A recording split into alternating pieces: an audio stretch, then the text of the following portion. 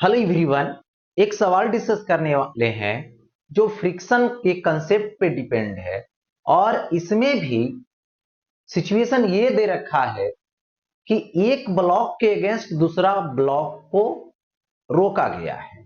सवाल ये है, ये रफ वर्टिकल बोर्ड, ये रफ ये वर्टिकल बोर्ड है, रफ है, ठीक है, हैज एन एक्सेलरेशन ए और इसकी एक्सेलरेशन ए है, सो दैट ये 2 kg block pressing against it, जैसे ये इधर आएगा ए एक्सेलरेशन से, इस ब्लॉक को प्रेस कर रहा है कि तुम भी चलो, ठीक है, against it does not fall, और ये ब्लॉक जो है वो डाउनवर्ड फॉल नहीं कर पाता।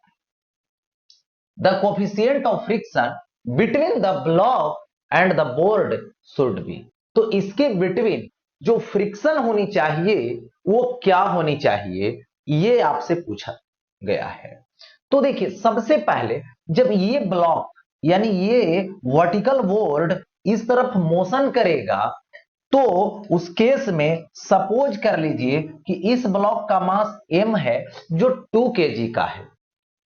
जब इधर मोशन करेगा ये एक्सेलरेशन से ये बोर्ड, तो इस ब्लॉक की टेंडेंसी होगी पीछे छूटने का, कितना एक्सेलरेशन से, ए एक्सेलरेशन से, तो ये एक प्रकार का क्या हुआ, स्यूडो फोर्स। तो ये इधर पीछे रुकना चाहता है लेकिन ये ले जाना चाह रहा, तो इस सरफेस पे ये ब्लॉक पीछे फोर्स लगा एम ए, तो ये जो वर्टिकल वाल है इसको इस तरफ फोर्स दिया, नॉर्मल रिएक्शन। ये तो हो गया हॉरिजॉन्टल की बात। वर्टिकल देखा जाए तो इसकी एक फोर्स डाउनवर्ड लगेगी जो mg होगा, जो ग्रेविटी है, जो धरती खींच रही है, जो पृथ्वी खींच रही है, जो अर्थ खींच रही है, क्या है वो, gravity force, force of attraction by अर्थ।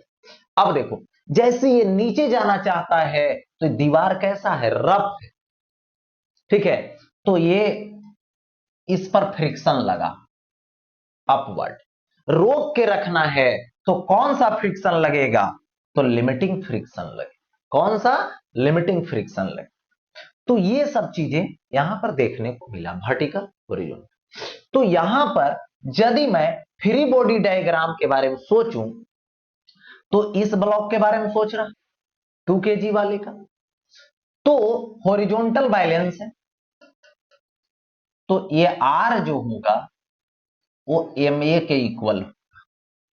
और ये बैलेंस है, इसका मतलब देखिए, या तो फ्रिक्शन बड़ा होगा या तो ये जो लिमिटिंग फ्रिक्शन होगा वो mg के इक्वल होगा, यही हो सकता है। लेकिन सबसे जो सुटेबल कंडीशन है, एकदम निश्चित होकर रुका हुआ रहे, इसका मतलब है कि यहां पर ये बड़ा होना चाहिए, ठीक है। तो ऐसे केस बना देते हैं, friction greater equal to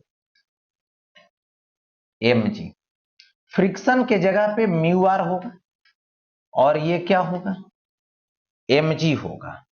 mu R की वैल्यू ले लीजिए, M A greater equal to mg, और यहां से m और m कैंसिल हो गया, तो mu greater and equal to g by A.